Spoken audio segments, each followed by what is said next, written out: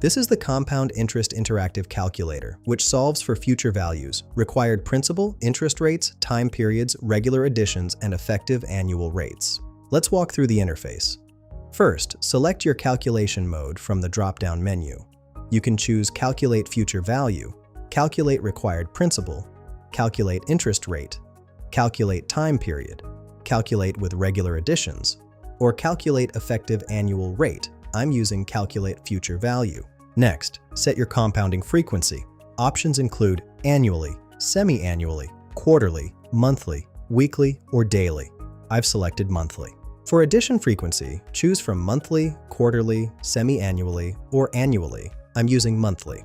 Now for the input fields, enter your principal amount P, annual interest rate R, time period T, future value FV, and regular addition PMT.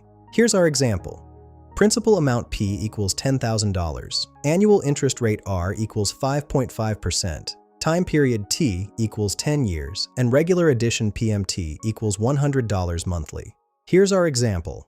Principal amount P equals $10,000, annual interest rate R equals 5.5%, time period TE equals 10 years, and regular addition PMT equals $100 monthly.